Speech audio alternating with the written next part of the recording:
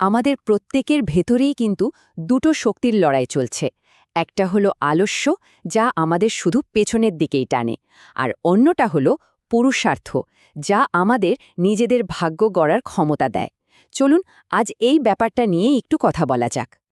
আচ্ছা, এই প্রশ্নটা দিয়েই শুরু করা যাক কেমন?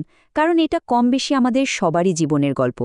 অনেক বড় বড় পরিকল্পনা থাকে, অনেক স্বপ্ন থাকে, কিন্তু কেন যেন কাজটা শুরু করার শক্তিটাই পাওয়া যায় না। এই যে একটা স্থবিরতা, এর মূলে কিন্তু ওই একটাই শত্রু, অলস্য। কিন্তু এই অলসতা কি শুধুই একটা খারাপ অভ্যাস? না, এই দর্শন বলছে এটা তার থেকেও অনেক বেশি, মানে অনেক বেশি ভয়ঙ্কর। চলুন দেখি এর আসল রূপটা ঠিক কি। একবার ভাবুন তো, কথাটা কতটা গভীর। অলসতাকে বলা হচ্ছে জীবিত মানুষের কবর। মানেটা কি দাঁড়ালো? শরীরটা হয়তো বেঁচে আছে, কিন্তু ভেতরের যে প্রতিভা, যে সম্ভাবনা, সেটা ধীরে ধীরে মরে যাচ্ছে। ঠিক যেমন একটা ঘুণ পোকা, বাইরে থেকে বোঝা যায় না, কিন্তু কাঠকে ভেতর থেকে একদম ফাঁপা করে দেয়। তাহলে প্রশ্ন হল, এই জীবন্ত কবর থেকে বেরোনোর উপায় কি? উপায় একটাই, পুরুষার্থ। এটাই হলো সেই শক্তি যা আমাদের ভাগ্যের দোহাই দেওয়া থেকে বের করে এনে নিজেদের ভাগ্যের স্থপতি হয়ে উঠতে সাহায্য করে। দেখুন, এই স্লাইডে কি দারুণভাবে পার্থক্যটা তুলে ধরা হয়েছে। একদিকে আলস্য, যেটা আমাদের সবচেয়ে বড় শত্রু, আমাদের ভেতরটাকে দুর্বল করে দেয়। আর অন্যদিকে পুরুষার্থ, আমাদের শ্রেষ্ঠ বন্ধু, যা আমাদের হাতে নিজের ভাগ্য লেখার কলমটা তুলে দেয়। এটা হলো এই দর্শনের প্রথম ডায়মন্ড সূত্র। এটাকে ডায়মন্ড সূত্র বলা হচ্ছে কারণ এটা হীরের মতনই কঠিন, অটুট একটা সত্যি। এখানে একদম পরিষ্কার করে বলা হচ্ছে, যারা ভাগ্যের ওপর ভরসা করে বসে থাকে তারা আসলে কাপুরুষ।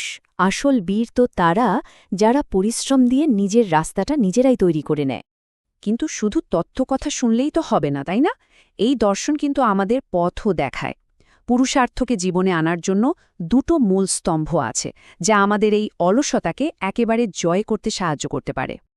তো এই দুটো চাবিকাঠি হল, প্রথমত সময়কে নিজের নিয়ন্ত্রণে আনা, আর দ্বিতীয়ত নিজের ভেতরের ইচ্ছাশক্তি বা সংকল্পকে জাগিয়ে তোলা।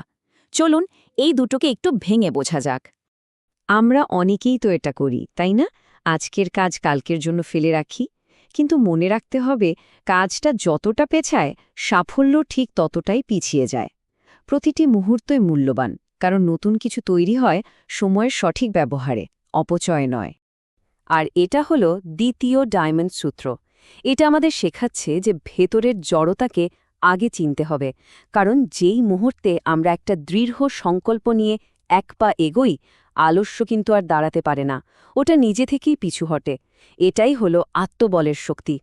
তো এতক্ষণ তো প্রস্তুতি চলল, এবার কিন্তু সময় এসেছে সেই ভেতরের ঘুমন্ত শক্তিটাকে জাগিয়ে তোলার। এটাই ফাইনাল কল।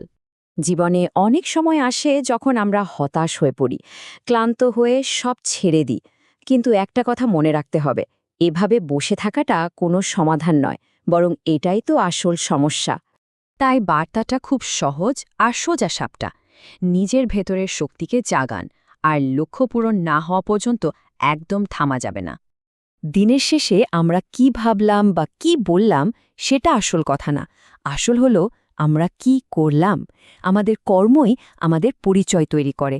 আর এখানেই আসে সে বড় কথাটা, নিজের উন্নতি করাটাই কিন্তু সমাজের সবচেয়ে বড় সেবা। তাহলে এই পুরো আলোচনাটা থেকে আমরা কি শিখলাম? এক কথায় বলতে গেলে, অলসতা হলো আমাদের সবচেয়ে বড় শত্রু, আর পুরুষার্থই হলো আসল বন্ধু। আর এই বন্ধুর হাত ধরেই আমরা নিজেদের আসল পরিচয়টা গড়ে তুলি, সময় আর সংকল্পকে কাজে লাগিয়ে। আর এই যে এত গভীর, জীবন বদলে দেওয়ার মতো ভাবনা, এগুলো এসেছে যুগঋষি পণ্ডিত শ্রীরাম শর্মা আচার্যজির কাছ থেকে। তিনি লক্ষ লক্ষ মানুষকে এই পথে চলার আলো দেখিয়েছেন। তাহলে শেষ প্রশ্নটা রইল সবার জন্য। আজকের প্রতিটি কাজই যদি আমাদের আগামীকালের পরিচয় হয়, তাহলে আমরা নিজেদের কি হিসেবে গড়ে তুলছি? আমরা কি অলসতাকে বেছে নেব, নাকি পুরুষার্থকে আপন করে নিজের ভাগ্যটা নিজেই লিখব? সিদ্ধান্তটা কিন্তু সম্পূর্ণ আমাদের।